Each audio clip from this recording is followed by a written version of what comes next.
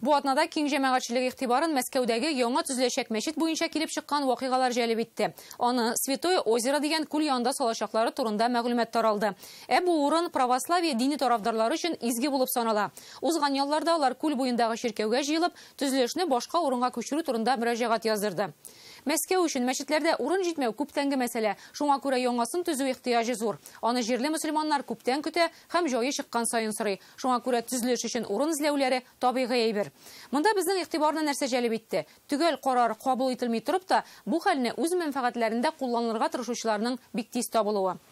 Татарстан мөфтие Камил хәзрәт Сәмигуллин әйтмешли, һәр проблеманы ике чынаяк чәй белән хәл итеп була. Бу юлы патриарх Кирилл белән Равил хәзрәт Гайнетдин һәм Мәскәү мэры Сергей Собянин уртак фикергә килделәр һәм әле башланып кына өлгергән бәхәсләргә нокта куйдылар. Бәлки бу бәхәс чыкмаган булса, хәл иткеч карарны тиз генә кабул да итмәсләр иде. Казанның йөрәге Кремль, монда һәр чак туристлар күп. Безнең өчен гадәти булып тоелган әйберләр аларның игътибарын җәлеп итә. Әйтик, төрле дин вәкилләренең дустана мөнәсәбәте. Бу турыда Казан Кремлендәге төп корылмалар күрсәтеп тора. Аның берсе Кол Шариф мәчете, икенчесе янәшә салынган Благовещение соборы. Икесендә дә 10 ел буена төзелеш эшләре алып барыла һәм 2005 елда торгызылып халыкка ишекләрен ачалар. Две культуры, три культуры вместе. В принципе, конечно же, это нечастое явление у нас в России. И это красиво, и это познавательно. Юлия Костюнина Мәскәүдән Казандагы кебек чиркәү белән мәчетнең бер урамда яки янәшә урнашу үрнәген моңарчы Европада гына күргәнем бар иде ди. В Москве есть, да, мечети, есть православные храмы, но, как правило, это территориально разделены они, да, то есть не вместе на одной близкой территории. Россия патриархы хәбәр итүенчә, Мәскәүдә бүген 549 православие храмы бар. Часовняларында кушып санасаң 1200-дән арта. Мәчетләре 4. Җәмик мәчет 10 мең кешене сыйдыра. 19 гасырда төзелгән тарихи мәчет 1500 кешегә исәпләнгән. 1997 елда төзелгән Ярдәм мәчетендә 2000 мөселманга урын бар. Мемориал мәчет 1000 кешелек. 2021 елгы халык саны алу нәтиҗәсе буенча Мәскәүдә 13 миллион кеше яши. Шуның 9 миллионы руслар, калганнары башка милләтләр. Алар арасында мөселманнар 3 миллионга якын дип белгечләр. Шушы 3 миллион мөселман өчен бүген 4 мәчет эшли булып чыга. Мәскәүдә мәчеткә кергәндә, аны җомга намазында урын калмый. Син урында укыйсың шул намазларны. Данил Идиятуллин Әстерхан егете 6 ел Мәскәүдә яшәгәннән соң Казанга күченгән. Дини, Мәскәү мәчетләрендә урын җитмәү турында ишетеп кенә түгел, күреп белә. Син, мәсәлән, идән чыккач, эшкә, мәсәлән, яисә кайсыр башка урынга, син просто укыр өчен урын юк.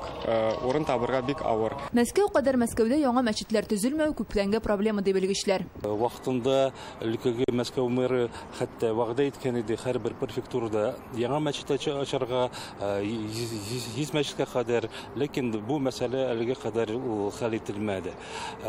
Мисал өчен чагыштырсак, мәсәлән, Казан белән, Казанда хәзерге вакытта 70 мәчет эшләп килә, һәм 63 христиан храмлары, чиркәүләре, монда төрле чиркәүләр, төрле юнәлешләр турында барамда. Шул Европадагы, мәсәлән, карасак, чагыштырып карасак, Европадан Лондонда 1000 мәчет хәзерге вакытта бар эшләп килә.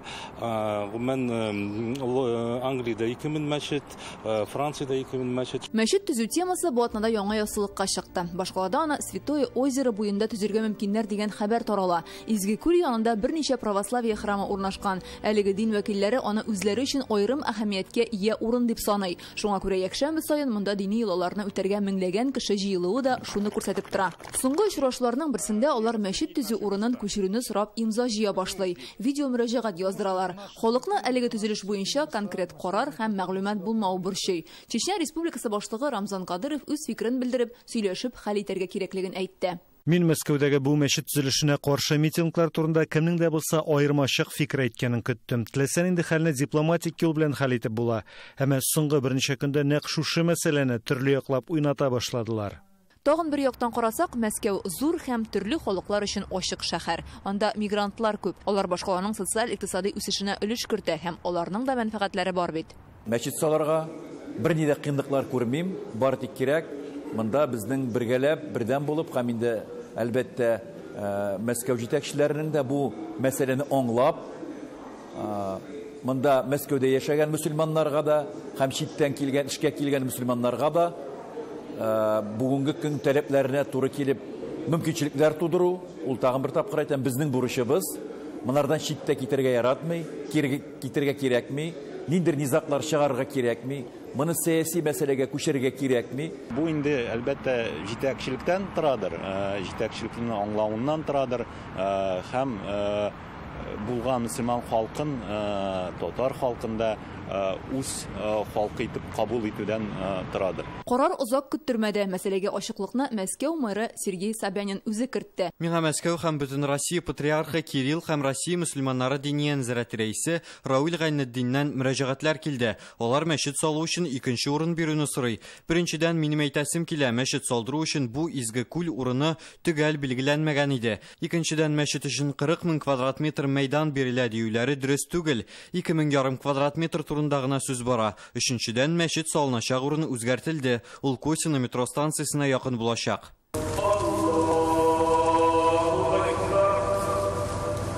Менә бу кадрлар узган ел Мәскәүдәге гает намазын күрсәтә. Намаз укучылар мәчетнең ишек алдын гына түгел, урамнарны тутырган. Елга 2 була торган гает сайын шундый хәл диләр. Мәчетләрдә урын булмагач, монда намаз йортлары, ислам мәдәнияте үзәкләре ачыла башлаган. Аларны кагыйдә буларак мөселман кешеләре, эшмәкәрләр үз акчасына тота. Мәскәүдә мәҗит җитмәвен безгә җиткереп торалар. Менә урамда укырга туры килде, менә бара алмадым, менә бик каты салкын булды кыш көннәрендә, менә мәчеткә кереп булмады дип, әлбәттә зарланалар. Әгәр дә Аллаһ Тәгалә Мәскәүдә мәчет булуын теләсә, насыйп итсә, бер кешегә карамаганда да, нинди генә кешеләр булмасын анда, кем генә каршы чыкмасын, Аллаһ Тәгалә шушы мәҗитне төзетәчәк. Россия зур һәм күп милләтле. Шуңа урын сайлаганда һәр конфессия өчен изге булган җирләрне исәпкә алып, бар якны да истә тоту зарур диләр. Мәскәү элек-электән ул шушы православиянең үзәге булып тора иде. Шуңа күрә әлбәттә монда бөтен якларның фикерләрен тыңлап, фикерләшеп, аралашып, уртак бер фикергә килергә һичшиксез кирәк. Монда белгечләр Татарстанны мисалга китерә. Монда һәр кемгә урын җитә, хәтта Кремльдә дә.